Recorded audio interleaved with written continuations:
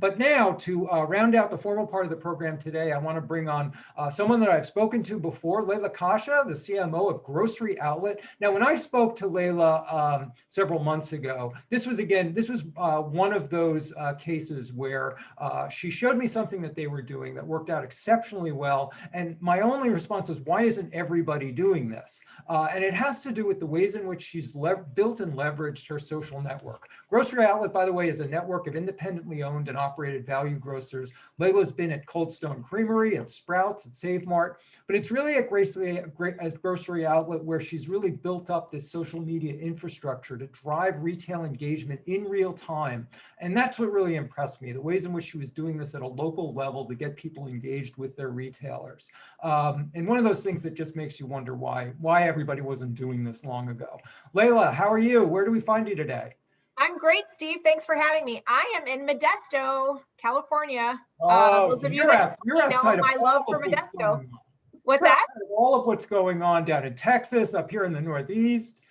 Why don't you, so tell us, what's the temperature? Let me guess, 75 and sunny. So we're getting a little bit of weather like everyone else. It's been on the chilly side. I'm actually looking up exactly what it is right now. It's 67 degrees. So we are not complaining here in Modesto, California. All right. Well, give us a question, because I think a lot of, like a lot of retailers, Grocery Outlet is regional in a lot of its presence. Give us a quick thumbnail of what Grocery Outlet is, and particularly the business model, because that really impacts a lot of your marketing challenges. Absolutely. So we are we are the nation's leading extreme value retailer. So what that means is we sell lots of items that are found in your local grocery stores at deep, deep discounts. So we are unique in how we buy and how we sell. So I'll give you the quick how we buy. 50% of our product is opportunistic. That means it came to us via closeout, which means it could be package changes, forecast errors, innovation challenges, short coding, and canceled orders. So that's the 5 primary ways we get products. So half of the stuff in our building is bought at a great deal. That means you're going to see it once and you'll never see it again. That means stock up when you see it. And that also means we can deliver deep, deep, deep value to our shoppers. And then we sell those products through a network of independently owned grocery stores, which means all of our stores are decentralized. We have 1 owner per location. Occasionally we have some owners that have 2 locations, but they own their store, they live in that community, they're super tied to that community. And so that gives us an advantage with communities and being local. But in both supply chain and in marketing, that gives unique challenges. You've got you have a product mix that is not always wholly predictable, and that changes up at any time. And then you've got a network of owners that aren't even in a franchise system. They're highly diffused and highly independent. That's correct. And it is, there's a lot of beauty in what we do, and you have to be able to look at all the really positive things, which we do often, but there are challenges. We don't have schematics. We don't have a unique footprint. When we're meeting with people, they're always like, okay, so all your stores are built the same. No, we don't have planograms. We don't have store map. Like, it is challenging, but it is a very, very fun. It's what makes it great, because it is such a unique shopping experience and a unique experience for the operators as well. And so it really is kind of how we stand out to other grocery stores. We are a fun shop. You don't know what you're going to find, and that is exciting to people. Serendipitous grocery shopping. That's a new idea. So I know you're a big believer in social, and that you brought this when you came to Grocery Outlet, you brought that sensibility to the company. So why does a grocery chain need a social strategy? And I know that you're particularly heavied up on Facebook. So tell us about both the strategy and why you chose this channel in particular. So I will say something that I don't think a lot of people say. When I talk to other marketers, I always hear people say, you need a digital strategy. How many times have you heard that? You need a social strategy, you need a digital strategy. I think you need a strategy for a digital life. Our shopper lives a digital life. They are all over the internet. They are on social media. They are on apps. They are crossing over. They're on connected TV. They're on streaming radio. They are connected like no other generation has been. This is new territory. And so for that reason, as you try and look at how to intersect with people and how they consume media, consuming media is very different now. It used to be you watch a commercial and okay, I saw the commercial. It is very different now. And so the best place to be able to tell a unique story is social media. And Facebook is one of the best because that actually allows us the opportunity for people to really watch a story. I get more than 30 seconds. I can get them for about 3 minutes. I can get their attention, and I can tell very specific stories in a very unique way. And so it's a content play, but it is where people are. And I want to go where people are. That's the most important thing. So tell us about how you, but again, you're dealing with independent owners. Yeah. So it's their social strategy in essence. So tell us about what you advise these outlets about, what does that feed look like from you? And tell me what the strategy is behind it. And the sorts of things that you're suggesting. Is it promotional? Is it informational? Is it discounts? Is it conversational and CRM? What do you tell your independent owners what they should be doing to optimize this? So this is the interesting thing. Grocery outlet, we have enterprise marketing, which is what we manage, right? The corporate this is what we do. And then there is, similar to franchises, there's local store marketing, right? So there's their piece of the pie. Now, what we have always said is we lay the foundation. So we have a main Facebook page. We deliver tons of content, but they all have their own pages. So this is where in the pandemic, it really paid off, because when you look at a more conventional corporate top-down retailer, any retailer, they have one page. There's one main page, and they feed all their funnel, all their information there. You might see a grand opening or two there, but you get all the content there. What we've done is give them the ability to be unique and to be independent. And so they all have their own pages. And that has been something that we've worked on from the very beginning, was to get them their own voice. And here's why. You just asked me, what do we tell them to do? How do we do this? We give them best practices in general. So we tell them, here's the menu of all of the things that you can do. And they lean in where they think their community will respond. So what does that mean? That means that some of them will talk about community partners, because right now in their community, the food banks are in need of assistance, or they're lending some kind of hand. And that resonates with their core customer and the people that are their fans, right? So your core fans are really on that Facebook page, and they're consuming that media, and they're looking for you. So what we did is we just put best practices out there. Here's how you go live. Here are some of the things that you can talk about when you go live. This is what makes sense to go live. This is what makes sense to do in video. These are static posts. We provide them lots of content that they can then say, hey, I want to use this, or no, I don't want to do that. But I think what makes it unique is they were able to tap into what their communities needed and wanted to hear from them. And that's what drives their engagement. So they're all doing something different that's unique to them and what they're really good at. So some of them don't like to be on camera. They don't like to go live. They have their employees do it, or they do a different strategy, but they're all there and they're all very active. And that's what's important. So that raises a couple of questions. So up front, what sort of, if any, actual training are you giving them? Because obviously they're working at all different levels of acquaintance with the social platform. So from a corporate perspective, what does it take to actually get everybody up to speed so they actually can do this stuff if they want to do it? Yeah, so it takes a lot. So here's what I always say when we interview AOTs, and I think some of them might even be on this call, but those are aspiring operators in training. So those are people that want to own a store at some point. Typically, when those people come into the system, they know nothing about marketing. It is a super unique experience to be a grocery outlet, because they come in they've been managers at other retailers. So they know how to do inventory. They know how to write schedules. They know how to stack shelves. They know how to create merchandising sets, right? These are the things you do in everyday business. Normally, if you work at a big box retailer, they don't say, okay, now go market your store. That's just not something they do. So we get people at every level, mostly very, very junior, like beginner level on marketing in general. The benefit of social media and why it's such a good tool for us is because they understand it from their personal life. So they know how to make a post, they know how to talk to people, they know how to share content, they know how to do all of that. So for us, there is some classroom training.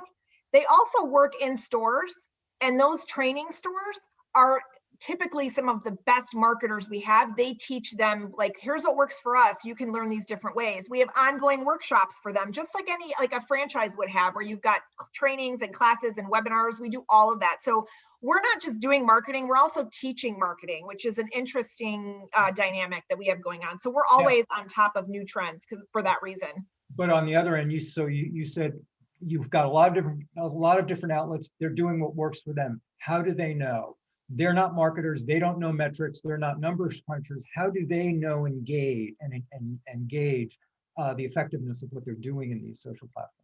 So that is a great question. A lot of times it's us looking at, so at the corporate level, we'll say, hey, the engagement on these types of posts for you. So they'll reach out to us and they'll say, hey, I'm spending this much money. Am I getting my bang for my buck? And we look at that and say, hey, yeah, you're boosting here. The engagement is high. We're seeing a lot of traction. Facebook now has something. It's been the last couple of years. We were on the beta for this, but if you're not doing this as a retailer, I suggest you look at it, where you can track store trips. So you can tell if someone's looked at your Facebook ad, if they've actually come into your store. So we use that to gauge if it's working or not. So when we see big foot traffic based on that, we can say, hey, look, this post specifically drove a lot of engagement. Sometimes it's a price and item post, like during Super Bowl, it's price and item. They want to know where they can get the best price on chips and beer, and that's great. But sometimes, and a lot of the times it'll surprise you, it's the local stories, it's the things that are where they're talking about a shopper that they have, a regular customer of theirs, a partnership they're doing in the community, a school program, anything like that. That content, people really, really resonate with that. And more people that are on social media want to do business with people, not logos. They want to really see who's behind all of this. And so that is a big driver. So let's get into some examples of I want to show we've put together some clips from where you guys really hit this out of the park, because as you said, you were sort of unwittingly set up for success when the pandemic hit, because everything you had set up, this highly localized empowerment of people on the ground and in the stores to talk directly to local consumers, was exactly what the pandemic needed. Whether you knew it or not. And here are some, I want to roll this set of clips of some examples of what some of your owners were doing. Great. So let's roll that, Ryan. Soap cleaning toilet paper. Folks, coming at you live from Grocery Outlet Easton. We've got toilet paper coming in right now. I hear it's magical toilet paper. It might be self-cleaning toilet paper. But come on down. We've got plenty of toilet paper here waiting for you at Grocery Outlet Easton. Have a great day, folks. There's been a lot in the press lately about interruptions in the fresh meat food supply chain, and these are pretty serious issues. But one of the things that keeps us different from the big box stores is Grocery Outlet's pretty agile in the ability to shift from one supplier to another. So if one supplier doesn't have a particular item that we're after, we can generally source similar product at a similar price point from some other supplier. So we can keep a good supply and a good variety in our stores for you.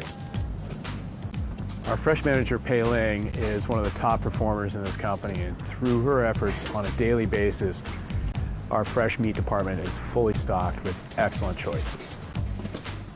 Hey, good morning, everybody. It is Friday the 24th, and it's absolutely beautiful outside. What a great morning. I hope everyone has a great morning and a great Friday out there.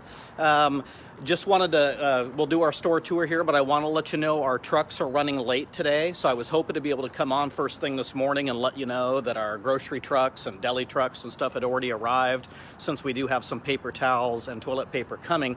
However, I got an ETA confirmation this morning, good morning, that our grocery truck won't be here till probably around the noon hour. Okay, so don't rush down hoping to get toilet paper or paper towels or anything, because the truck doesn't look like it's going to be here till around noon. So what I'll do, as soon as the truck gets here today and it starts backing up, I'll do another real quick Facebook Live. It'll probably just be me in the back room on my forklift or something, but I'll just let everybody know, hey folks, the truck is here.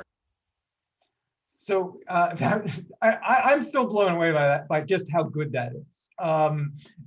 The last guy there was, he was sort of one of your superstars, right? He is, yeah, that's Jason in Pleasant Hill. He was bringing people into the aisles and showing people what was in stock. Yes. So what was interesting when the pandemic hit, I think we were like everyone else, and immediately in the beginning, you're just panicked. You don't know, like, how are we going to tell people what's going on? There was mad rushes on the store. I'm sure everyone knows all of this. But we immediately, marketing, I think second day of lockdown, we were on with the operators. We did an emergency call. We told them, this is your chance Like, this is it. This is the time to stand up in your community. You have a direct connection to your customers, and you can tell them in real time what you have and what you don't have. And they all leaned in a different way. Now, Jason, who was the last guy you saw different levels too of in the middle was Eric Lischwager. He's in our mission store. And he, that was professionally done. So he hired a camera crew, and that video is just a little clip of the video that's on his page, which is going through all of the cleaning protocol that they do during the pandemic, which is really important. Then you saw at the beginning, Josh in Easton, Pennsylvania, he did an iPhone video. He was like, yep, here's the truck, let's do it. They all did different levels, right? Jason was great because he set a time in his community. So at 8 a.m. he went live every day, and he would take live questions. Do you have sugar? Do you have toilet paper? He was in it every single day. And he was telling people what he had and what he didn't, because he didn't want people to come in and waste their time. And in the beginning, and still to this day, it is a safety thing, right? Like, you're worried, okay, well, I only want to make so many trips. I don't want to waste my time going to a store that's not going to have what I need. And so that was really viewed as a real value in that community and in all the communities that we serve. So it was really well received. Yeah, because I talk to marketers all the time, and one of the questions that always comes up is, how do you use the technology to make that human connection with people? And the answer is really pretty simple: be human. Yes. The tools are there to make that connection. Now, how are you proliferating most successful best practices? Were you running into issues with having to issue warnings to people of what not to do? So tell me a little bit about how you were in the process, how you were sharing among all the different owners best practices, because you sort of had to operate in real time and informing everybody what was working, what wasn't working. Maybe you need to be careful about doing this. We are in a sensitive period. I think all retailers, all advertisers recognize that. Yeah, it is such an interesting time we're living in right now in that respect, where anything you do is going to alienate half the group that you're trying to get to. It's so challenging as marketers. We deal with that every day. I think that, so a couple things. We have a live real time, what we call the community, and it's an app that all of our operators have. And it looks like Facebook. That's designed intentionally that way, because that's what we're used to reading and taking in content. So they go through, we post to that all the time. And sometimes it's a live video and sometimes it's just a post, but we were on that platform sharing out as we were getting information in real time from other operators. Hey, I did this, it worked great. We would get on and do that and share with them. We have an intranet that we were posting on. We had daily calls with IOs. So it wasn't just a marketing thing. So it was like in the beginning of the pandemic, it was every day. Then we went down to a weekly. Now we're down to once a month. And we would get in there and everyone would give updates. And so I would give like the top 5 ideas that were going at the time. Here's what people are doing. Here's the results that they're getting. We were sharing that in pretty rapid pace. We did have, we had a few times we had to tell people, like, they had content up without masks, for example. Before masks were a mandate, we were still feeling that pressure of, you guys should be wearing masks. Yeah. So as they would post stuff and they didn't have masks on, I would call and say, hey, look, I get it, but you need to be careful because you're going to upset people if you don't have a mask on. But we didn't have a lot of people doing anything that they shouldn't be doing. And I think at that point, everyone was doing something different. People were promoting, some people were doing pickup at curbside. We didn't do that company-wide, but some stores did that. And so they were using their social media to communicate that. So they were all doing something different, but that made sense to them. But it's interesting to go back to what the beginning of your answer is, that you were communicating with them in the same way they were communicating with their own customers. It was really seamless in that respect. Yes. Lisa, we have questions? Just one, actually. Just, is it sustainable? Like, I mean, in terms of moving forward and keeping with it, and is this something that you are going to continue with? Yeah, well, we were doing this before the pandemic. It just happened that the pandemic put this on steroids. So what made it stand out and feel different is because it was so prolific at that point that people were actually noticing that we were doing it. We've always done this. This has been the go-to-market strategy from a local platform, and that's going to continue. And actually, we're getting better at it. The pandemic helped us learn quickly. So we failed. My favorite saying, fail forward, fail fast, fail often. We did that a lot during the pandemic. And I think that it just is going to make it better. It's going to make the platform better. It is going to make the way we're communicating with our shoppers better. And they're getting good at it. So when Steve was talking earlier about just be real, authenticity is a huge part of social media. And I think I am so blessed at Grocery Outlet because we have really authentic, very caring, very engaged operators. And that comes through on social media. But that is also why sometimes I have operators that are like, look, I'm not comfortable. I don't like being in front of a camera. I don't like this. And then we say, okay, do you have a kid? Do you have a spouse? Do you have somebody at your store that's really good at it? Because it does make a difference. It's a huge deal. If you go on there and you are not authentic, and that could be just because you're nervous. Like you don't like to speak on camera. I get that. I have people like that in my personal life, my whole family. I'm the only one that will be like, yeah, a microphone. I've never been a microphone I don't love. I'm the only one in my family that's that way. Everyone else doesn't want to do that. So I think that's really important to make sure that it's genuine and authentic is really it's a game changer. What were your biggest, as a wrap question, what were your biggest challenges in executing all of this, including just erecting the social strategy? What were the two biggest challenges that you faced? Specific to the pandemic? No, it could be part of the pandemic, could be it, but just building this whole social infrastructure and maintaining it. I think I'll say for the pandemic first was the pace, how fast information was changing. It was hard to keep up with that. I think that was probably everyone was feeling that was in a business that was open. I think I also feel bad whenever I say like this was the busiest time of my life, but other folks don't have that experience. So I recognize that, but it was the pace. I think in general, it's getting better, but I think when you're in a room with a lot of executives that don't understand social media, it is hard to get buy-in at the top for a strategy that feels like something their kids do, but doesn't feel like it doesn't feel like a real strategy. It doesn't feel, the thing with marketing is this is the only job where everyone thinks they know how to do your job. Like you don't have lawyers. I'm not going to write a brief. I'm not going to write a P&L. I'm not going to do any of that stuff the accountants do and the lawyers do. But what we do, everyone just thinks they know how to do it because they're so involved in their everyday life in marketing. They just think it's easy, and it's not. This is a science, whether they want to know that or not. It's a beautiful blend of art and science. And so I think the hard part of any digital strategy, any marketing strategy is really getting buy-in, because they don't see ROI right away. And it's difficult to get them to get out of the way and let me put this in place, which is what I ended up saying. Let me just put this in place and we'll give it 6 months and you tell me if it's not working. And guess what? It works. It does. Layla Kasha, thank you so much. This was a treat. Really interesting. I just love this program. Thank you so much. It was great to be here. I appreciate everyone's time. Thanks, Layla.